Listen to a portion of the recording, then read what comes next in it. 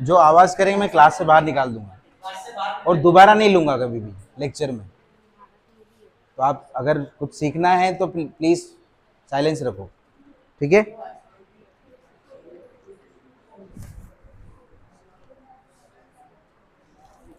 Laws of motion करना था ना, न्यूमेरिकल हो गए थे तुम्हारे, नहीं ना? ओके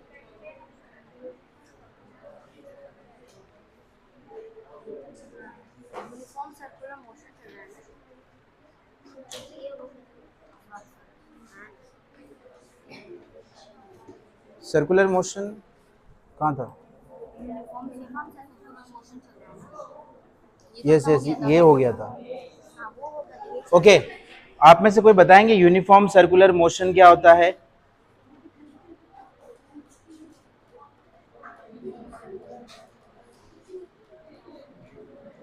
मैंने बताया था सर्कुलर मोशन, नहीं बताया? ओके सर्कुलर, सर्कल का मतलब क्या होता है? गोल।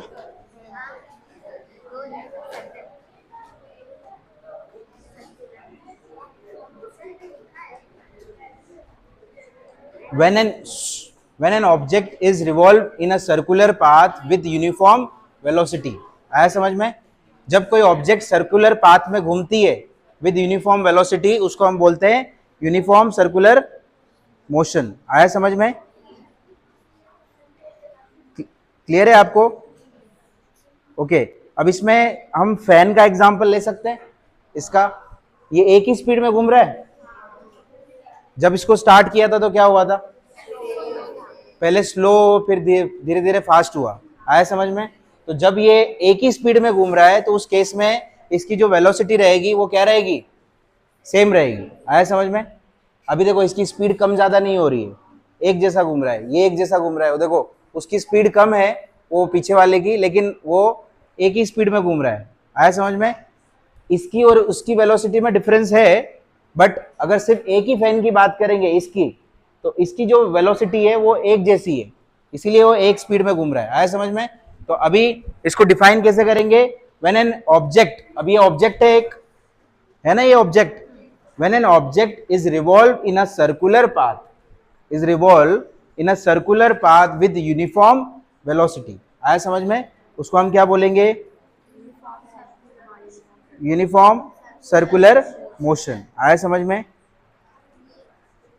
क्लियर है सबको? ओके अभी इसमें देखो,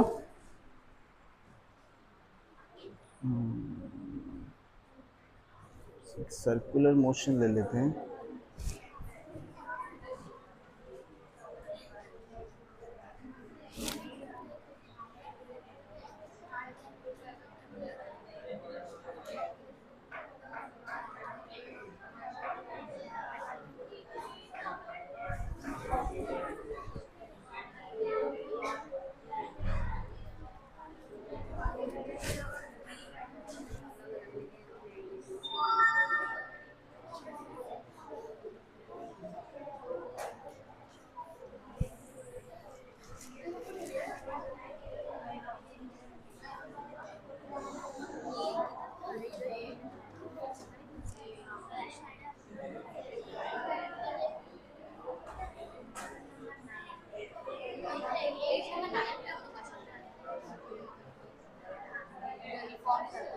यही चल रहा है ना, यूनिफॉर्म सर्कुलर मोशन।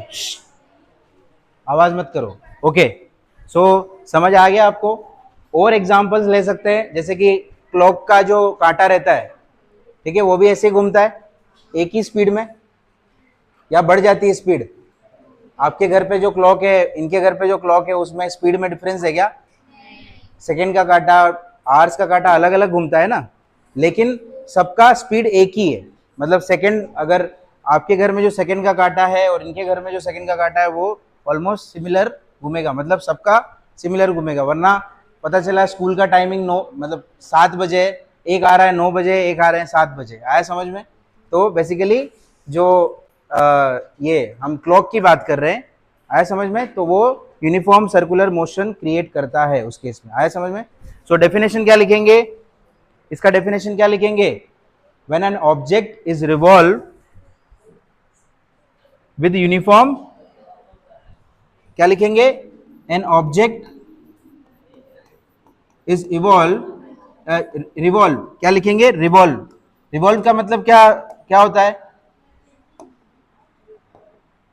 रिवॉल्व का मतलब क्या होता है, विद कांस्टेंट, क्या लिखेंगे, कांस्टेंट वेलोसिटी। ठीक है, इसके आगे चाहो तो आप ये लिख सकते हो, in a circular path when an object is revolve in a circular path with constant velocity. आया समझ में, इसको हम बोलेंगे सर्कुलर मोशन। ओके, अब circular motion basically, circular motion ये जो प्लैनेट्स घूमते हैं वो भी एक ही सर्कल में घूमते हैं, देखा होगा आपने, प्लैनेट्स रिवॉल्व करते हैं कि नहीं, कल मैंने दिखाया था आपको। यस, तो कैसे रिवॉल्व कर रहे थे वो। ओके, अब मुझे एक बात बताओ, ये जो आप मेले में कभी गए होंगे, तो मेले के अंदर भी वो एक झूला रहता है ऐसा, वो यूनिफॉर्म सर्कुलर मोशन क्रिएट करेगा या नॉन यूनिफॉर्म, मतलब उसकी स्पीड कैसी रहती है झूले की, सेम रहती है या फिर चेंज होती है, चेंज होती है ना। जब तुम उसमें बैठते हो तो स्टार्टिंग में वो धीरे धीरे घूमेगा, देन उसके बाद उसकी स्पीड में चेंज आएगा। आया समझ में, एक मिनट,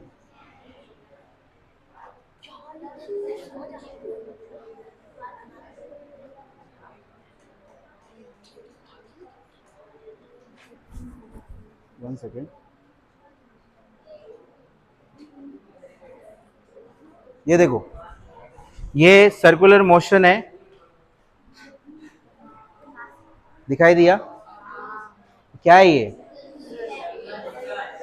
प्लेनेट है ना, ये प्लेनेट्स है इसमें, और ये सन के चारों तरफ घूम रहा है, लेकिन प्लेनेट्स ऐसे इसके ऊपर नहीं होते, इस तरीके से लोहे की चीज नहीं रहती। आप बोलोगे सर ने बताया था कि वो लोहे की चीज के ऊपर प्लेनेट होता है, नहीं, वैसा नहीं, वो एक्चुअली में एक ऑर्बिट के ऊपर होते हैं। तो यहाँ पर ऑर्बिट होती है इस तरीके से, मैंने कल के क्लास में बताया था, है ना, ऑर्बिट होती है ऐसे। तो ये इस तरीके से रिवॉल्व करते हैं, इसको क्या बोलते हैं हम, सर्कुलर मोशन। आया समझ में, ये देखो कैसे रिवॉल्व कर रहा है, ये देखो स्टार्टिंग में स्लो, उसके बाद धीरे धीरे फास्ट हो गया हुआ।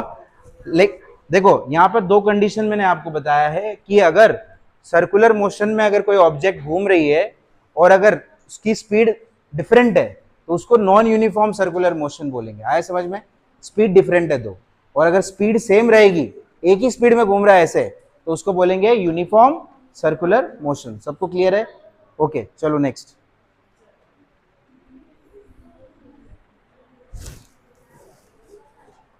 नेक्स्ट एग्जांपल ले, अभी क्या है नेक्स्ट टॉपिक, नेक्स्ट टॉपिक क्या है,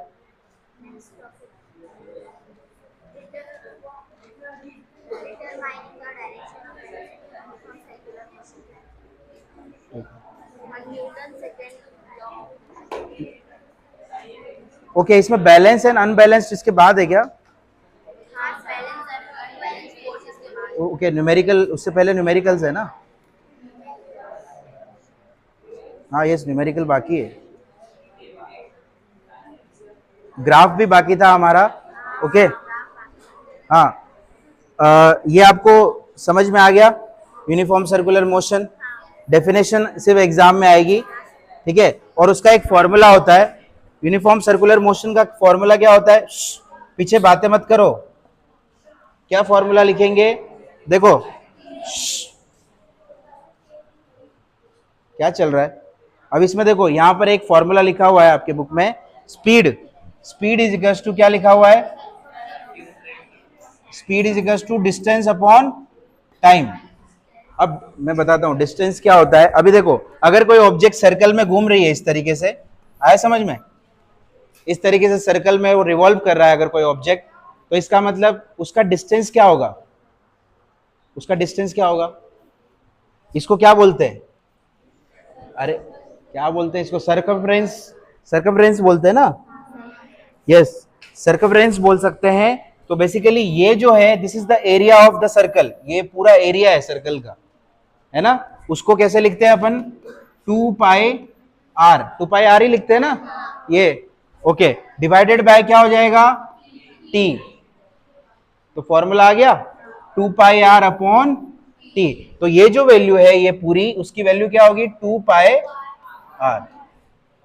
और ये स्पेसिफिक टाइम ले रहा है घूमने के लिए, तो इसीलिए इसका फॉर्मूला हो जाएगा speed is equals to 2 pi R upon T. ठीक है, समझ आया सबको, ओके। अभी नेक्स्ट है कुछ न्यूमेरिकल्स है जो हमें सॉल्व करने हैं, ओके। स्टार्ट करें, ओके। इसे में सॉल्व कर लेते हैं।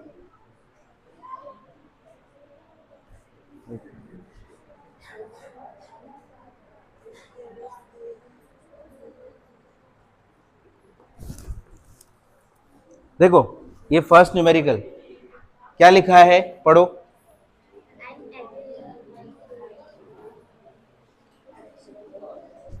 An athlete is running on the circular track, okay. अभी मैंने बताया कंडीशन आपको, एक एथलीट है जो सर्कुलर ट्रैक पे क्या कर रहा है, रन कर रहा है, दौड़ रहा है, okay. He runs a distance of 400 meter, ठीक है, इन 25 सेकेंड। वैसे ये हाइपोथेटिकल इक्वेशन दे रखी है, क्या कोई 25 सेकेंड में 400 मीटर भाग सकता है, वो हाइपोथेटिकल कंडीशन है, ठीक है, जो पॉसिबल नहीं है, बट उन्होंने दे रखा है। तो मोस्टली अगर 400 मीटर भागना है तो मिनिमम 55-54 सेकेंड चाहिए। आया समझ में, मैं भी स्टेट लेवल रनर रह चुका हूँ 400 मीटर और 100 मीटर में, तो मुझे पता है कि कम से कम 55 सेकेंड तो चाहिए। आया समझ में, क्या क्या, हाँ 53 में भी हो सकता, 50 में भी हो सकता, 49 50 में भी हो सकता, डिपेंड करता है वो कितना फास्ट रनर है, ओके। सो इसमें क्या देखो, 400 मीटर, 400 मीटर क्या है, इसका डिस्टेंस है, ओके, इन 25 सेकेंड। क्लियर है, ओके। अभी हमें फाइंड क्या करना है, he runs a distance of 400 meter in 25 seconds before returning to its original position, okay, what is his average speed and velocity आपसे पूछा गया है, ओके। तो एक तरीके से इधर ध्यान दो, ये जो रनर है वो ऐसे सर्कल में घूम रहा है, आया समझ में, और उस सर्कल का कितना डिस्टेंस है, 400 मीटर। मोस्टली जितने भी ट्रैक्स होते हैं वो 400 मीटर के रहते हैं, आपको पता होगा, है ना। सो वो उसको घूमने के लिए 25 सेकेंड ले रहा है, जो कि रॉन्ग है एक्चुअली, देखा जाए तो नहीं हो सकता, पॉसिबल नहीं है, क्योंकि बाइक लेके नहीं घूम रहा है वो खुद, उसको खुद को दौड़ना है। आया समझ में। सो अभी क्या करेंगे, हम सबसे पहले एवरेज स्पीड निकालेंगे। क्या निकालेंगे, स्पीड निकालेंगे। आया समझ में। ये ग्रुप में पीडीएफ ऑलरेडी आ चुका है, आप वहां से देख लेना, बट मैं सिर्फ समझाने के लिए अभी बता रहा हूँ। पीडीएफ ऑलरेडी मैंने डाल दिया है ग्रुप में, ठीक है, क्योंकि आपके अलावा जो दूसरी क्लास थी उनको हो गया है चैप्टर पूरा, ओके। तो स्पीड इज इक्वल्स टू क्या होगा, एवरेज स्पीड, बोलो क्या होगा,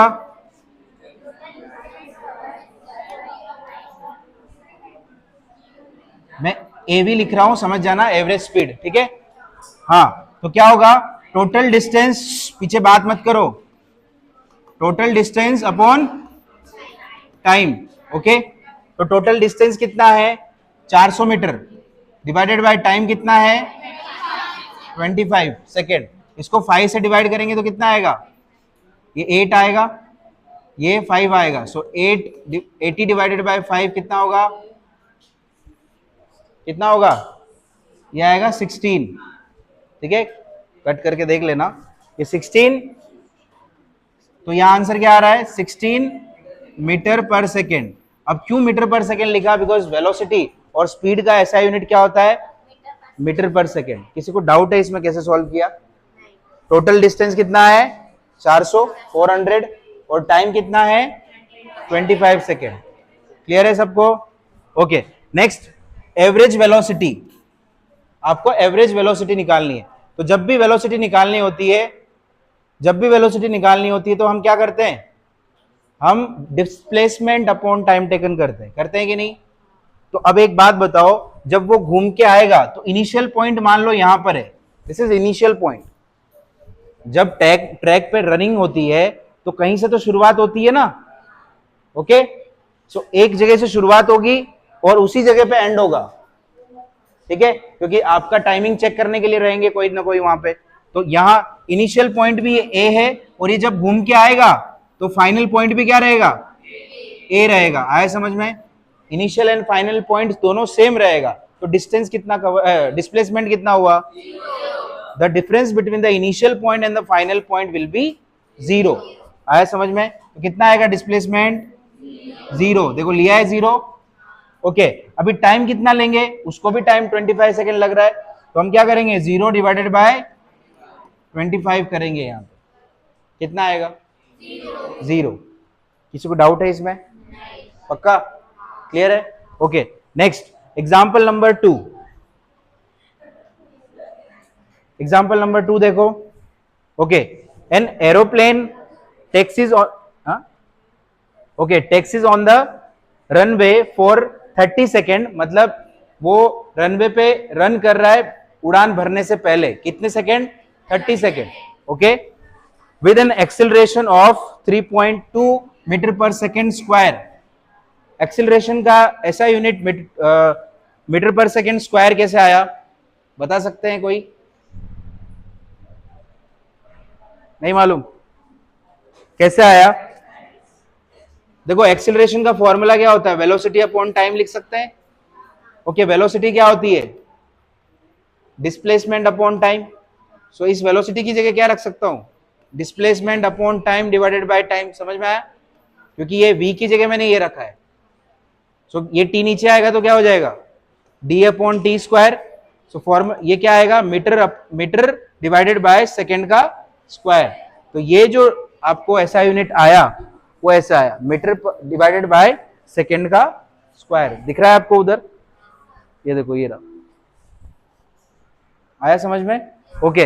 अभी इसमें क्या करेंगे, ये क्या पूछ रहे हैं, before taking of how much distance would it covered on the runway. मतलब रनवे पे वो कितना डिस्टेंस कवर करने वाला है उड़ान भरने से पहले, उड़ने से पहले वो कितना डिस्टेंस कवर करेगा 30 सेकेंड के अंदर, तो वो हमें फाइंड आउट करना है। तो एक बात बताओ, इसमें क्या क्या दे रखा है आपको, इसमें आपको टाइम दे रखा है, टाइम कितना है 30 सेकेंड टाइम दे रखा है। दूसरा इसमें आपको एक्सिलरेशन दे रखा है कितना, 3.2 मीटर पर सेकेंड स्क्वायर दे रखा है, ओके। इसमें आपसे डिस्टेंस पूछा है, क्या पूछा है, डिस्टेंस। डिस्टेंस को हम एस से डिनोट करते हैं, मैंने बताया भी था आपको, ठीक है। अब एक बात बताओ, ऐसी कौन सी इक्वेशन है जिसमें डिस्टेंस भी आ रहा है, एक्सेलरेशन भी आ रहा है और टाइम भी आ रहा है? तीनों में से वो 3 इक्वेशन थी ना, मैंने आपको लिखवाया था, 3 इक्वेशन ऑफ मोशन थी ना, याद है कि नहीं, भूल गए? फर्स्ट इक्वेशन क्या थी, v is equals to u plus A T. Second क्या था, s is equals to U T plus half A T square. और तीसरा क्या था, v square is equals to U square plus 2as। ये है ना, ओके। बातें मत करो पीछे, वरना फिर समझ में नहीं आएगा, एग्जाम में यही सब आने वाला है। हाँ मैंने टीचर से भी पूछा है तो वो न्यूमेरिकल वगैरह डालेंगे ज्यादा। अरे ये चैप्टर न्यूमेरिकल बेस्ड ही है ना, फिजिक्स का चैप्टर है तो न्यूमेरिकल ज्यादा आता है फिजिक्स में, ओके। अभी इधर ध्यान दो, अभी मुझे एक बात बताओ, इसको क्या बोलेंगे, ये क्या है, ये क्या है, और टाइम भी है इसमें। अब मुझे एक बात बताओ, इसमें टाइम है क्या, इस इक्वेशन में है, नहीं है। डिस्टेंस है लेकिन टाइम नहीं है, तो ये इक्वेशन नहीं लग सकती, ओके। इसमें टाइम है, एक्सेलरेशन है, कहां है, कहां है, डिस्टेंस है क्या, एक्सेलरेशन भी नहीं है डिस्टेंस भी नहीं है, तो ये भी नहीं लगेगी। तो बची कौन सी, इसमें डिस्टेंस है, टाइम है, एक्सेलरेशन भी है, मतलब ये तीनों चीजें इसमें दे रखी है। आया समझ में? इसका मतलब कौन सा इक्वेशन लगेगा, सेकेंड इक्वेशन। आया समझ में कंडीशन कैसे लगाते हैं हम, ओके। अभी फॉर्मूला क्या लगाएंगे, s is equal to U T plus half A T square, okay. अभी s तो हमें फाइंड करना है, u कितना है u कितना है, इनिशियल वेलोसिटी क्या रहेगी, 0, तो u क्या लिखेंगे हम, 0। देखो ऑलरेडी लिखा हुआ है, क्योंकि रनवे पे रन करने से पहले वो एरोप्लेन खड़ा हुआ था, तो एरोप्लेन जब रेस्ट पोजीशन पे था तो उस टाइम पे उसकी वेलोसिटी क्या थी, 0। सो ये हो जाएगा 0 इंटू टाइम कितना 30 प्लस हाफ इंटू ए कितना 3.2 इंटू टाइम का स्क्वायर 30 का स्क्वायर। ओके, सो क्या करेंगे, ये 0 इंटू 30 क्या होगा, 0। ओके, मुझे देखना था कि कोई आंसर 30 देने वाला तो नहीं है कोई। Okay, S is equal to क्या होगा, 0 प्लस हाफ इंटू 3.2 इंटू 900 कितना होगा, 900 होगा कि नहीं, 30 का स्क्वायर कितना होता है, तो इसको कट करेंगे इससे तो ये हो जाएगा 450। 900 का आधा कितना होता है, 450। अब 450 को मल्टीप्लाई करो 3.2 से, कितना आंसर आ रहा है बताओ मुझे, 3.2 से मल्टीप्लाई करो 450 को, या ऐसा करो 450 को 32 से मल्टीप्लाई करो, कितना आंसर आ रहा है बताओ मुझे,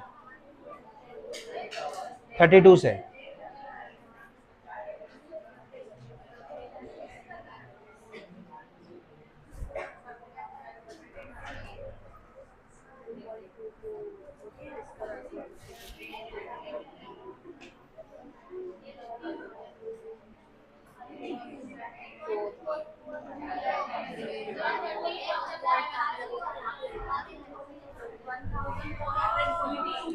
वन 1440 यही आ रहा है, ये डिस्टेंस है ना, तो इसको क्या लिखेंगे, मीटर। कितना आ रहा है आंसर हमारा,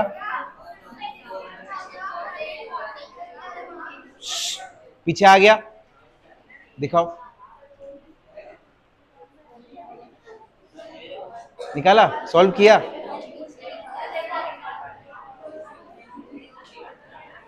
मल्टीप्लाई किया ना, सबको सॉल्व करना है, पता कैसे चलेगा आपको।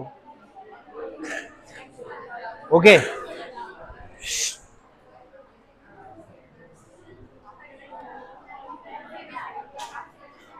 नेक्स्ट देखो ये वाला, ये जो भी सॉल्व किया है पीडीएफ में आ जाएगा, डोंट वरी, ठीक है, ऑलरेडी पीडीएफ बन रहा है यहाँ पे, ठीक है।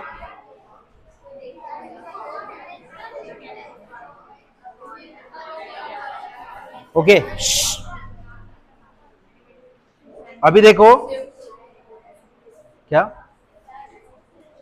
हाँ, a kangaroo can jump, example number 3 देखो, a kangaroo can jump 2.5 metre vertically. Kangaroo कैसे जंप कर रहा है, वर्टिकली, वर्टिकली का मतलब खड़े खड़े जंप कर रहा है,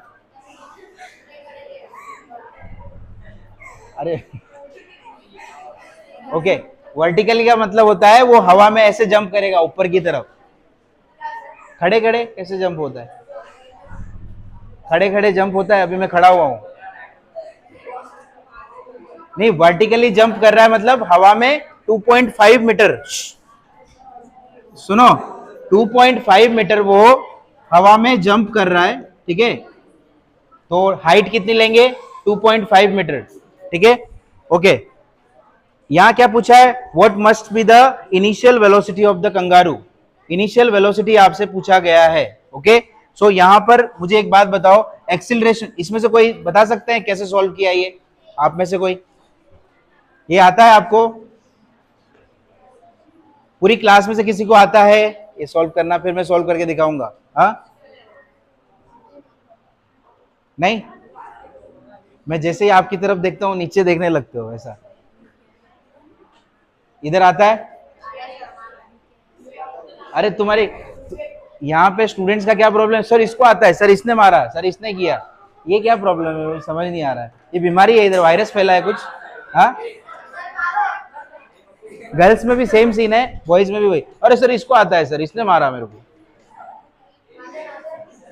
अरे तुमको नहीं बोल रहा हूं मैं, जस्ट एग्जांपल दे रहा हूं। ओके, इधर ध्यान दो, यहां पर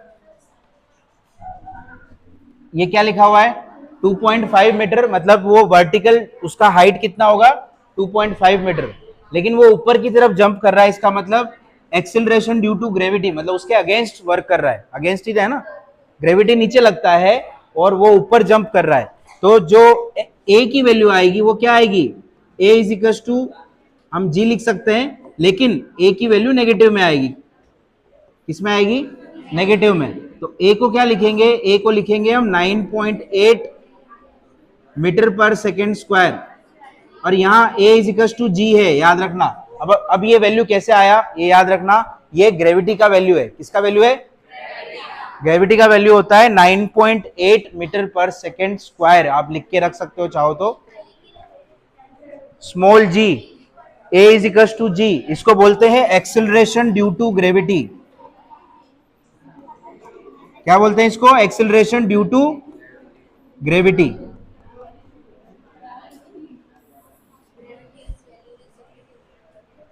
ठीक है, ओके। सो ए की वैल्यू क्या आएगी 9.8, वो भी किस में आएगी, माइनस में। कैसे आएगी माइनस में, बिकॉज वो ग्रेविटी के अगेंस्ट जा रहा है, कंगारू। अब सपोज इस पेन को मैं अगर ऊपर की तरफ उछालू तो ये वापस नीचे आएगा ना, तो अगर ऊपर की तरफ मैं जब उछाल रहा हूं तो ये अगेंस्ट ग्रेविटी जा रहा है, लेकिन ये अपने आप नीचे आएगा, आएगा कि नहीं, और अपने आप कैसे नीचे आ रहा है, बिकॉज ऑफ ग्रेविटेशनल फोर्स। आया समझ में, ओके। सो क्या हो जाएगा, ए की वैल्यू हो जाएगी, क्या लिखा मैंने, ए का वैल्यू क्या लिखा 9.8, ओके। डिस्टेंस कितना हो जाएगा, एस कितना है 2.5 मीटर, इतना डिस्टेंस उसने कवर किया है कि नहीं, ओके। उसके अलावा अभी आपके पास इनिशियल वेलोसिटी कितनी है, आपको सुनो, अभी वो कंडीशन समझनी है, जो कंगारू है ऑलरेडी हाइट पे चला गया है, जंप किया हुआ है उसने, आया समझ में। तो आपको याद रखना है जो फाइनल वेलोसिटी है उसकी, मैं बात कर रहा हूं यहां की, फाइनल वेलोसिटी क्या आएगी, जब वो जंप कर चुका है तो इसका मतलब फाइनल वेलोसिटी वहां पे 0 लिखेंगे हम।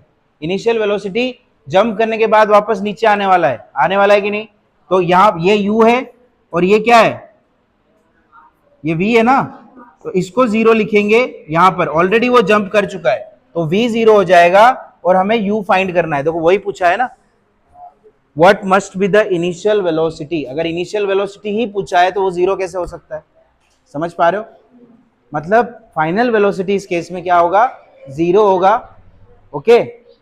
और इनिशियल वेलोसिटी यहां पर हमें फाइंड करना है, तो v क्या लिखेंगे, v लिखेंगे 0 और u हमें फाइंड करना है, ओके। अब मुझे एक बात बताओ, आपको वो 3 इक्वेशन मैंने बताए थे, देखो पीछे ये तीनों, अब इस कंडीशन के हिसाब से कौन सा वाला इक्वेशन लगना चाहिए, इसमें क्या क्या दिया है, डिस्टेंस दिया है, इसमें है डिस्टेंस, अरे डिस्टेंस है ना, कितना है 2.5 मीटर, तो इसमें डिस्टेंस दिया है, ओके। और इसमें क्या दिया है, टाइम दिया है क्या, नहीं, वेलोसिटी दी है, मतलब एक तो दी है ना, v 0 दिया है, तो इसमें टाइम नहीं दिया है, मतलब ये नहीं हो, टाइम वाले इक्वेशंस नहीं होंगे, तो बिना टाइम वाला इक्वेशन कौन सा है, ये, तो ये लगाएंगे, आया समझ में, ओके। सो क्या हो जाएगा, क्या लिखेंगे, देखो इधर सोल्व कर रहा हूं, क्या लिखेंगे, v square is equal to u square plus 2s, okay. इधर ध्यान दो, आपको दिखाई दे रहा है इधर, ओके।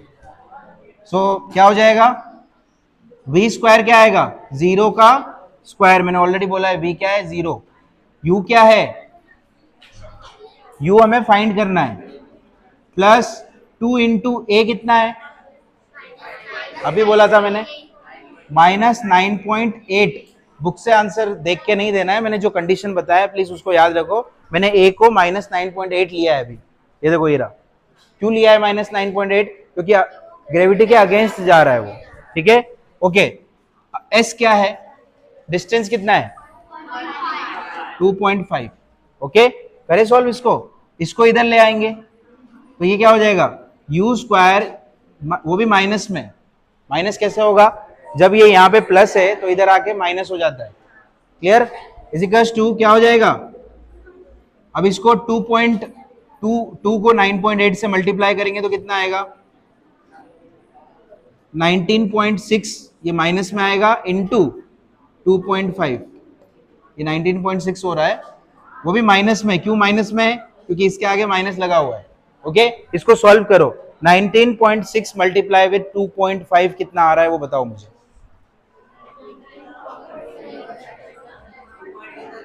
2.5।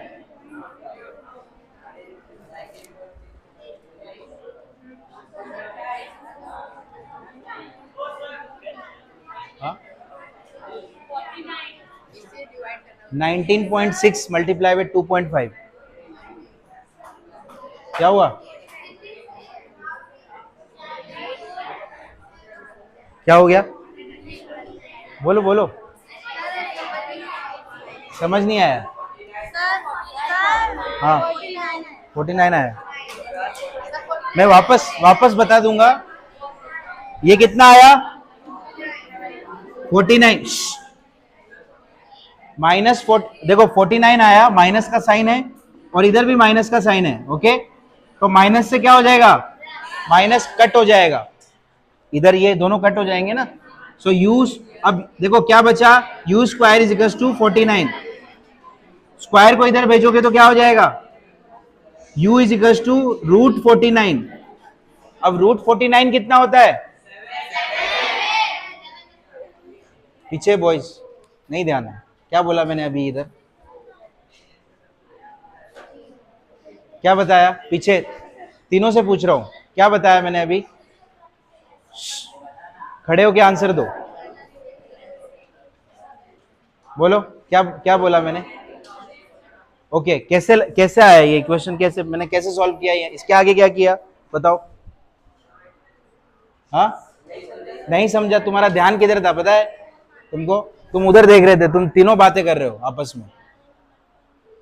बैठो। सो u इज इक्वल टू क्या है? √49। 49 का रूट कितना होता है? तो u इज इक्वल टू क्या आ जाएगा? 7 मीटर पर सेकेंड। आया समझ में? ये ऐसे सॉल्व होगा।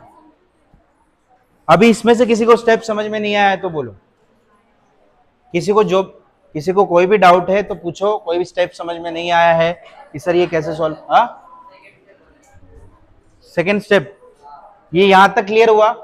मैंने जो यहाँ पे कंडीशन बताया आपको, वो कंगारू जंप हुआ तो उसका डिस्टेंस कितना है जंपिंग का? 2.5 मीटर, और वो ऊपर की तरफ जंप हुआ इसलिए उसको अगेंस्ट द ग्रेविटी बोलेंगे, तो माइनस साइन आएगा। फिर यहां पर मैंने इक्वेशन सेलेक्ट करने वाला कंडीशन बताया था, इक्वेशन सेलेक्ट कैसे करनी है। तो सेलेक्ट करने के लिए मैंने बताया था कि टाइम देखो, टाइम नहीं है तो फिर आप वो थर्ड वाला इक्वेशन लोगे, बराबर? तो थर्ड वाला इक्वेशन हमने यहां पर ले लिया।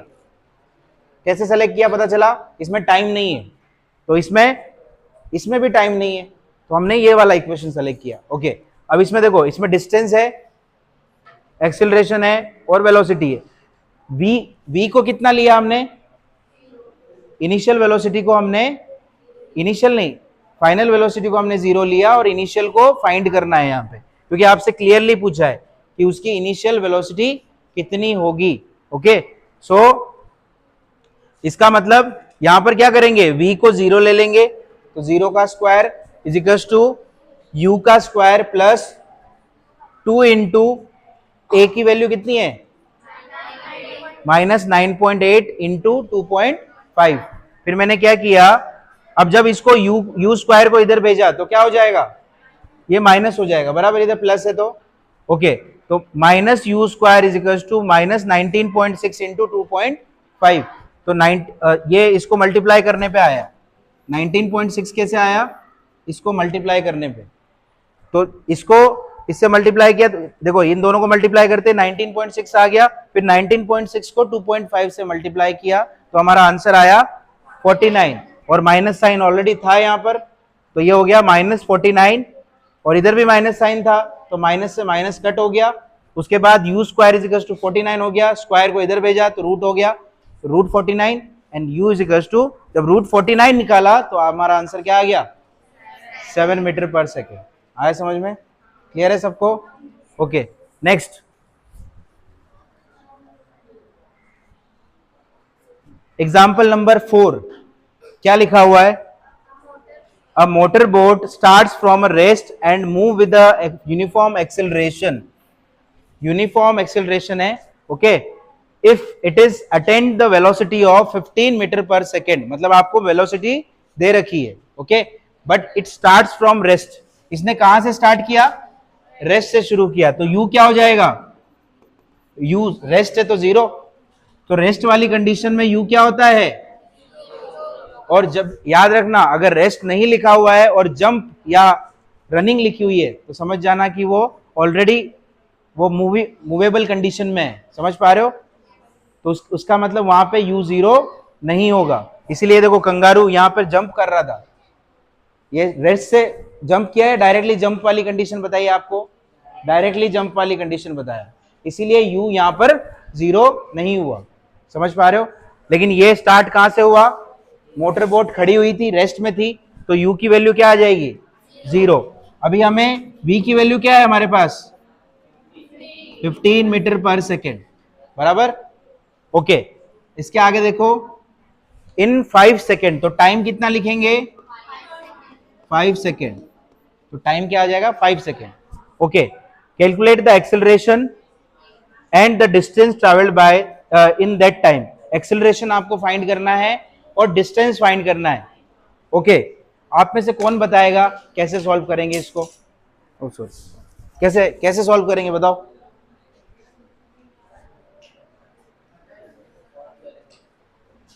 कोई ट्राई करेंगे? अरे लिखो, लिख सकते हो, पेन ही है. हाँ, पीछे गर्ल्स. टॉपर कौन है क्लास में? पक्का यही है ना कि ऐसे बता रहे हो? कितने? क्या? अभी देखो सॉल्व कैसे करेंगे, इधर ध्यान दो. सबसे पहले देखो, आप मुझे एक बात बताओ, ये जो इक्वेशंस थी उनमें से कौन सी इक्वेशन लगेगी पहले वो कंसीडर करो. इसमें देख के मत बोलो कौन सी इक्वेशन लगेगी. अभी आपको देखो डिस्टेंस पूछा गया है, एक्सेलरेशन भी और टाइम भी है इसमें. डिस्टेंस, एक्सेलरेशन और टाइम तीनों चीजें हैं, तो बताओ कौन सा लगेगा? मैं फिर से बोल रहा हूं, डिस्टेंस, एक्सेलरेशन और टाइम तीनों है इसके अंदर, तो सेकेंड वाली इक्वेशन लगेगी, बराबर. लेकिन उससे पहले आपको एक्सेलरेशन भी फाइंड करना है, क्योंकि एक्सेलरेशन हमारे पास नहीं दिया है. आया समझ में? मतलब हमें एक्सेलरेशन भी फाइंड करना है और डिस्टेंस भी फाइंड करना है. तो एक्सेलरेशन फाइंड करने के लिए एक फॉर्मूला है v minus u upon T. यही फॉर्मूला होता है, ओके. v कितना है? 15 और u कितना है? 0. टाइम कितना है? 5. तो 15 डिवाइडेड बाय 5 कितना आएगा? 3 मीटर पर सेकेंड स्क्वायर हो जाएगा. बिकॉज मैंने आपको बताया था एक्सेलरेशन का ऐसा यूनिट क्या होता है? मीटर पर सेकेंड स्क्वायर. क्लियर है? ओके, ये हो गया, आंसर आ गया. अभी क्या करेंगे? ये एक्सेलरेशन की वैल्यू है, तो यहां डाल सकते हैं. एक्सेलरेशन कितना हो गया? 3 मीटर पर सेकेंड स्क्वायर. अभी देखो हमारी कंडीशन क्या है, हमें क्या क्या चाहिए? हमें ये चाहिए, और क्या चाहिए हमें उस इक्वेशन के लिए? टाइम चाहिए और डिस्टेंस. ये मतलब ये तीनों किसमें है? एक्सेलरेशन, स्पीड, ये डिस्टेंस एंड टाइम किसके अंदर है? कौन से वाली इक्वेशन के अंदर है? फर्स्ट वाली में डिस्टेंस है, सेकेंड वाली में है ना, ओके. तो हम कौन सा इक्वेशन लगाएंगे? सेकेंड. देखो कैसे लगाएंगे, s is equal to U T plus half A T का स्क्वायर, ओके. क्या हो जाएगा? s वैल्यू फाइंड करना है ना, u कितना है? 0 into T plus half a कितना है? 3 इंटू टी कितना है? 5 का square, okay. s is equal to ये 0 हो जाएगा प्लस हाफ इंटू 3 इंटू ये कितना आएगा? 25. तो ये 75 हो जाएगा, 125 सॉरी. कितना है ये? हाँ हाँ ओके, तो वो लिख लेना, यहाँ पे 5 कर दो, ओके. वो तो 0 ही हो जाएगा. सो ये कितना आंसर आ रहा है अभी? 5 का स्क्वायर कितना होगा? नहीं 125 होता है ना, सॉरी सॉरी 15 है कि 25? ओके, वो सही लिखा था मुझे 15 दिख रहा है। ओके सो क्या हो जाएगा? 3 मल्टीप्लाई विथ 25 कितना होगा? 75। इसको कट करो, कितना आंसर आएगा? 75 डिवाइडेड बाई 2 करोगे तो कितना आएगा? सो ये आ रहा है s इज इक्वल टू 37.5। अब डिस्टेंस है तो इसको किस में लिखेंगे? मीटर में। वही लिखा हुआ है देखो बुक में। आंसर चेक करो एक बार।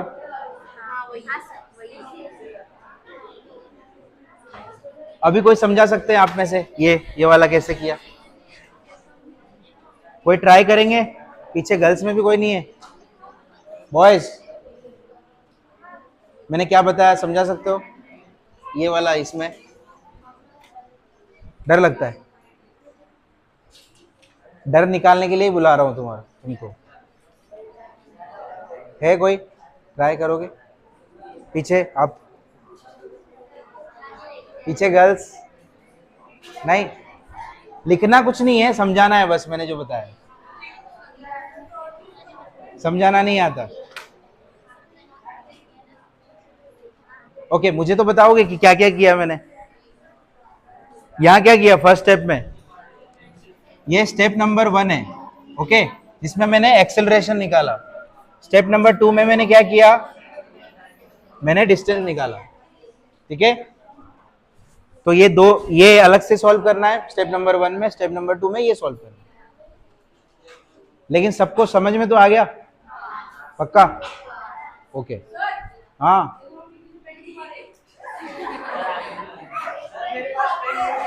बाहर जाओ। पक्का ना? मैं सीसीटीवी में चेक करूँ क्या? इधर ही है ना? हाँ उसमें देख लूंगा मैं, वो ऑन है। हाँ यहाँ से मेरी आवाज उधर जाती है, ये माइक है इधर। Okay Newton's law.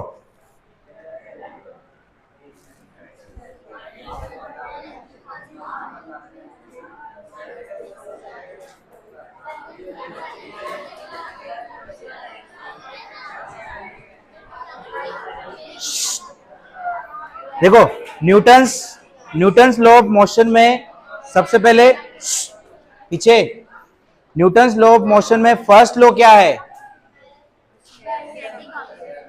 Balance and unbalanced force. क्या होता है बैलेंस्ड एंड अनबैलेंस्ड फोर्स?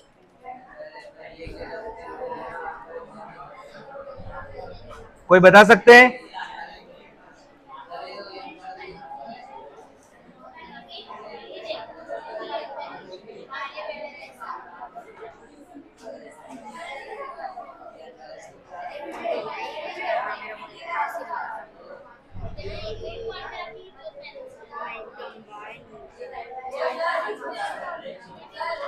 हाँ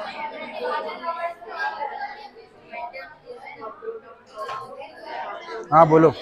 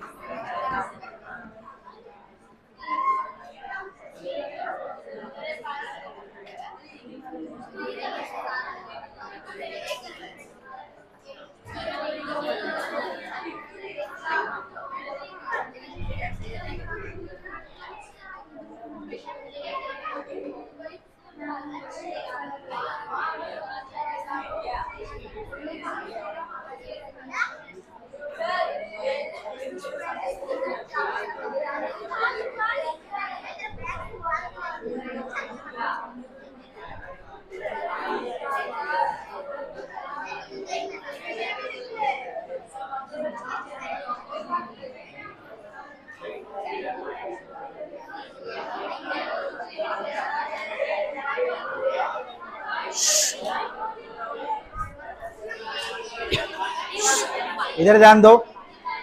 ओके ये देखा है आपने? अरे पीछे, ये कहाँ यूज होता है?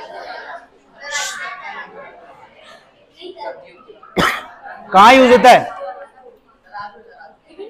हाँ तराजू, लेकिन कहाँ यूज होता है? तो जब तुम सब्जी वगैरह लेने के लिए जाते हो कभी मम्मी पापा के साथ, तो उस टाइम पे अगर वो कम ज्यादा दे देगा तो चलेगा क्या? कम कम देगा तो चलेगा? तो क्या देखते हो उसमें? लेवल देखते हो ना? आया समझ में? तो इसका मतलब अगर यहाँ 1 kg, पीछे कुछ इंपॉर्टेंट कॉन्सेप्ट बता रहा हूं आपको, आपके बुक से ही रिलेटेड है। बैलेंस फोर्स क्या होता है वो समझो पहले। अब यहां पर मान लो 1 kg है, ओके, 1 kg क्या क्या कोई भी ले सकते हो, आम ले सकते हो, उसमें कोई सब्जी ले सकते हो, ठीक है, ओके। अभी यहां पर 1 kg आप इमेजिन कर लो जो चाहिए आपको, ठीक है, आलू, बैंगन या क्या, टमाटर, और ठीक है आम, ठीक है आम, ओके। मैं डाल देता हूं इधर मैंगो। अभी सपोज अगर आपको ये कांटा अगर सेम है, सेम हाइट पे, ओके, पीछे इधर कुछ इंपॉर्टेंट बता रहा हूं, कोई मजाक नहीं चल रहा है।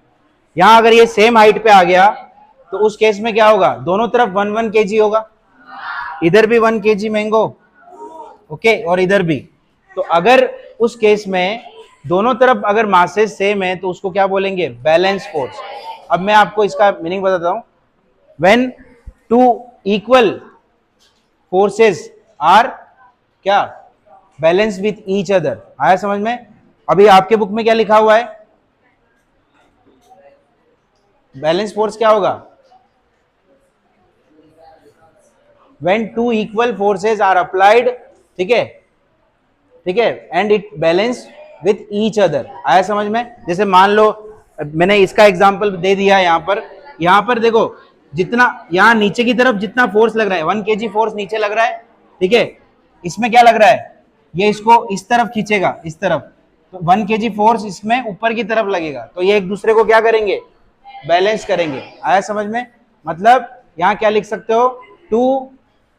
टू फोर्सेज आर इक्वल, जब दो फोर्सेज इक्वल होते हैं तो उसको बोलते हैं बैलेंस फोर्स। आया समझ में? या दो मासेस भी इक्वल होते हैं तो उसको भी क्या बोलेंगे?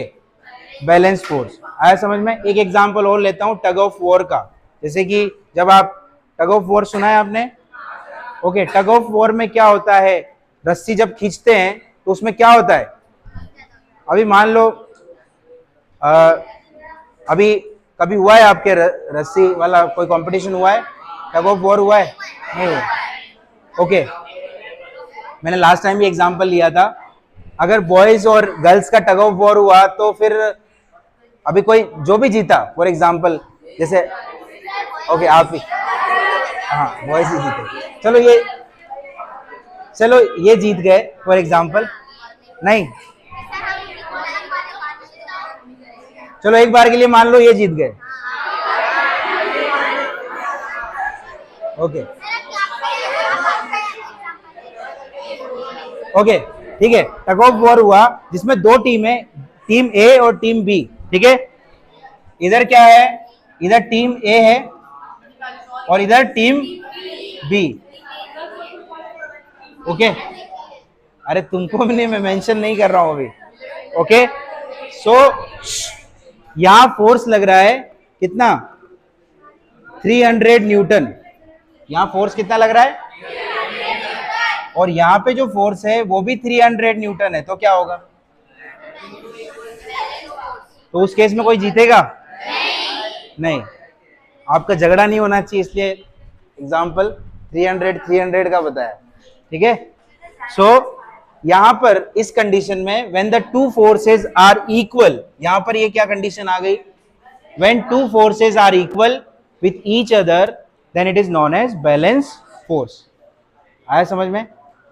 क्लियर है सबको? ओके। अभी इसी कंडीशन को मैं थोड़ा सा चेंज कर देता हूं। यहां ये वाली जो कंडीशन है वो कौन सी है? इसको हम क्या बोलेंगे? बैलेंस। हाँ बोलो, कौन मार रहा है? अरे कौन? वो डंडा किधर है?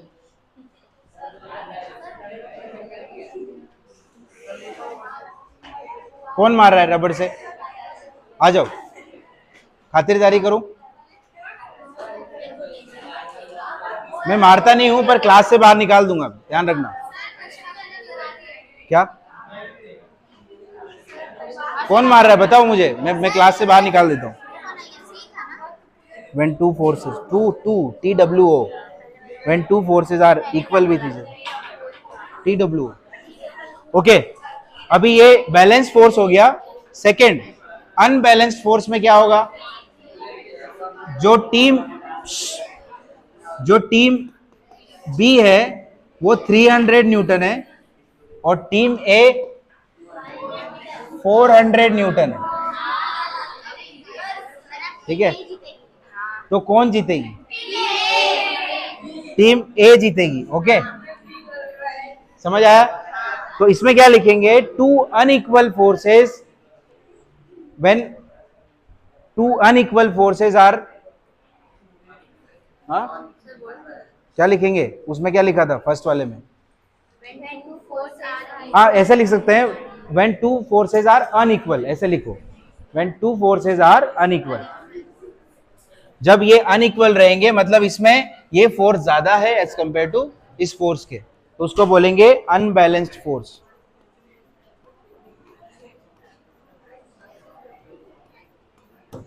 अभी इसमें किसी को डाउट है? ओके, मैंने आपको दो एग्जांपल ले लिए, मैंने मास का भी एग्जांपल लिया है, मैंने यहां पर फोर्स का भी एग्जांपल लिया है, बिकॉज फोर्स का ही फॉर्मूला होता है मास इनटू एक्सेलरेशन।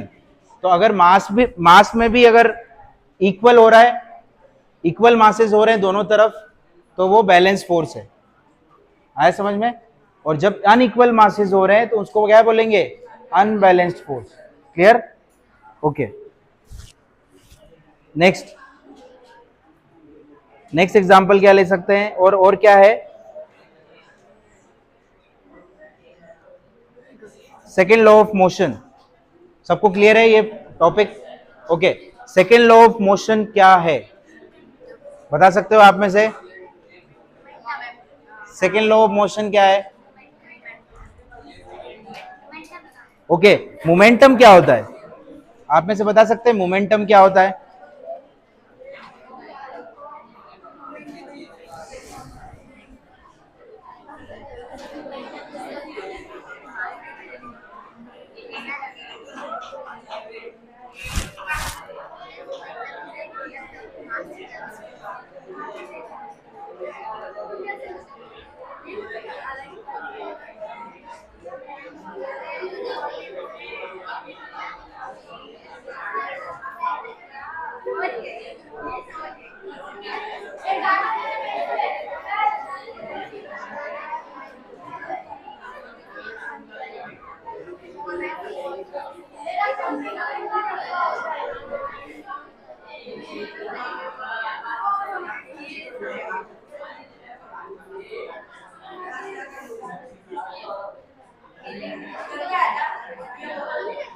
एक मिनट, अरे आवाज करना चालू।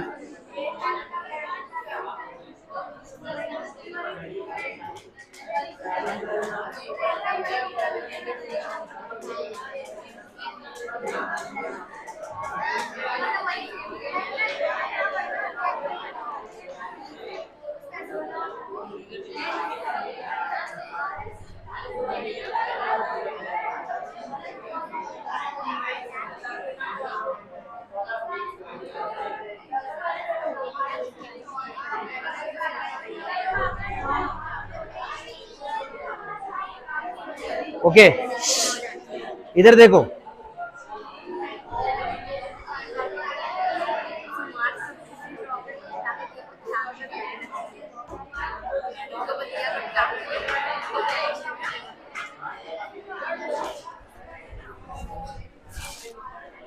थोड़ी देर चुप बैठ जाते हैं, थोड़ी देर लेक्चर नहीं होता है तो तुम्हारा भाजी मार्केट बन जाता है क्लास, मच्छी मार्केट, सॉरी।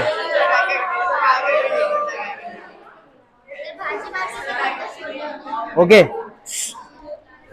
अब मैंने क्या पूछा, मोमेंटम क्या होता है? सुनो पीछे, मोमेंटम क्या होता है? तुम क्लास से बाहर जाओ, मैं कब से चिल्ला रहा हूं, इधर ध्यान दो। कुछ इंपॉर्टेंट कॉन्सेप्ट है, आपको आता है तो आप आ सकते हो। आता है किसी को? जब नहीं आता है तो सीख लो ना। देखो, P is equal to mass into velocity, ठीक है।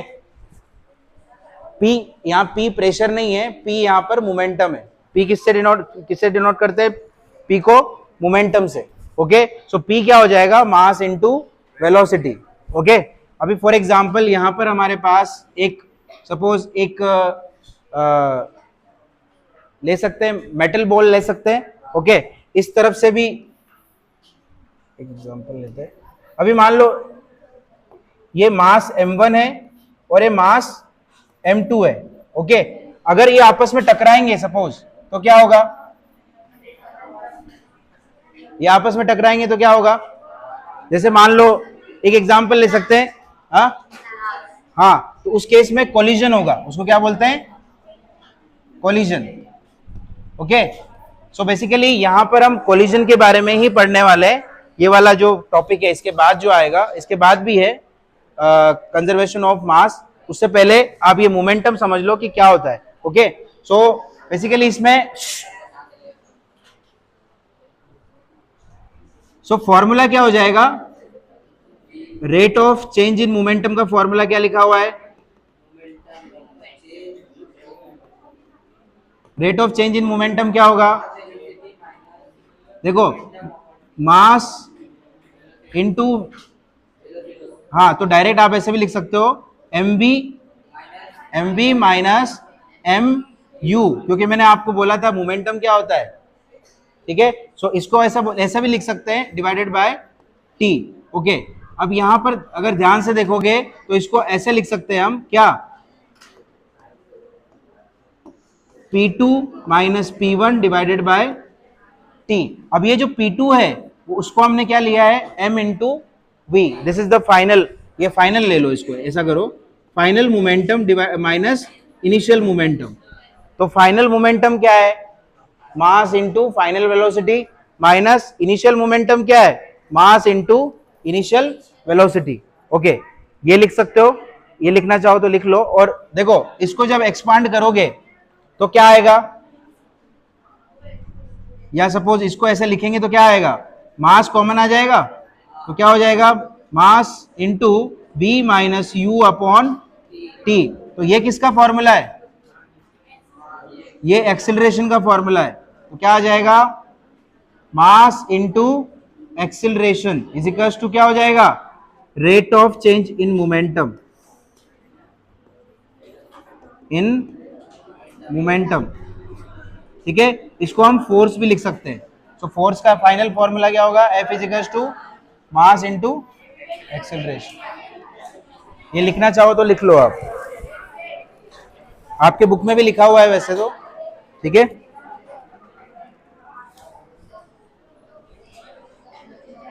किसी को डाउट है? Rate of change in momentum क्या होता है? चेंज इन मोमेंटम, इसका फॉर्मूला मैंने बता दिया, mv minus mu upon t। ठीक है, उसके आगे कंटिन्यू कर लेना।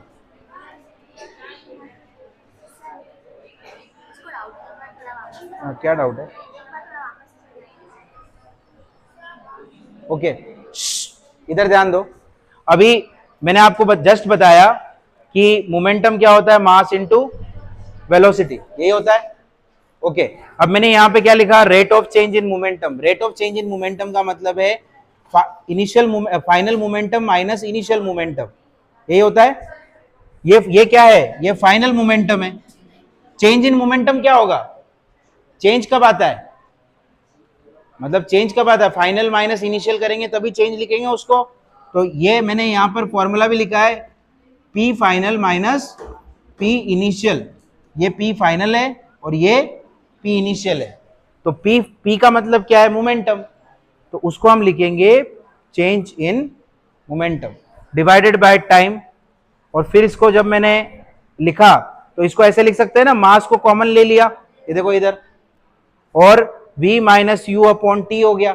अब v minus u upon t क्या होता है? a is equal to v minus u upon t होता है। तो हमने v minus u upon t को a लिख लिया। तो मास इंटू क्या हो गया? एक्सिलरेशन। तो चेंज इन मोमेंटम होता है, rate of change in momentum होता है mass into acceleration. And mass into acceleration किसका फॉर्मूला है? फोर्स का। तो इसको हम बोलेंगे Newton's second law of motion. Clear? और अगर इसकी डेफिनेशन आप लिखना चाहो तो ऐसे भी लिख सकते हो, force is proportional to the product of mass and its acceleration. आया समझ में? ये सिंपल, ये डेफिनेशन खुद से भी बना सकते हो।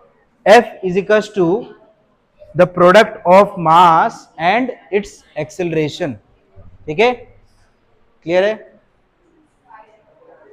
ओके, न्यूमेरिकल इसके बाद है ना। इसका एक law of conservation of momentum भी है इसके बाद।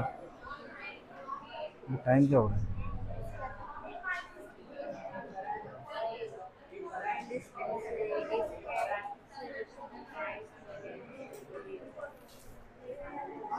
Okay, Newton's third law of motion क्या होता है बता सकते हो आप?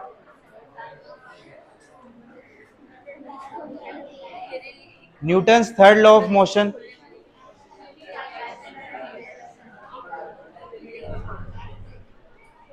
पीछे Newton's third law of motion क्या होता है? एक्सेलरेशन, एक्शन एंड रिएक्शन, बस इतना ही लिखोगे एग्जाम में, एक्शन एंड रिएक्शन, स्कोर मिल जाएगा। क्या होगा बोलो?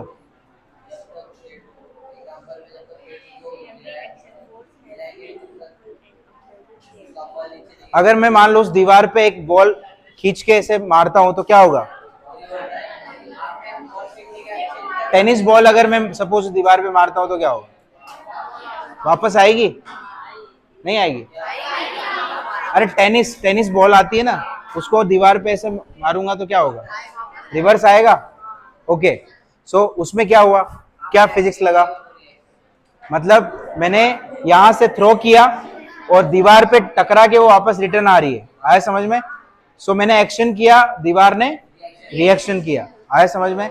सो बेसिकली यहां पर क्या है, कुछ एग्जांपल और ले सकते हैं। एक बुलेट का एग्जांपल लेते हैं। जब गोली मारते हैं, सपोज ऐसे बुलेट से गोली मारते हैं तो पीछे की तरफ हाथ आता है ना, तो बुलेट से जब गोली निकलेगी तो उस केस में क्या होगा? उस केस में रिएक्शन किस तरफ होगा? एक्शन सामने होगा और रिएक्शन उसका पीछे की तरफ होगा कि नहीं? एक्शन मतलब वो बुलेट उसमें से गोली उसमें से निकल के जाएगी। आया समझ में? और उसका अपोजिट रिएक्शन किस तरफ होता है? जो गोली मारता है उसके ऊपर, मतलब हाथ पीछे की तरफ जाता है। होता है ऐसा, आप कभी भी स्टेबल होके उस गोली नहीं चला सकते। उसमें आपने देखा होगा जब गोली मारते तो ऐसा हाथ ऊपर जाता है।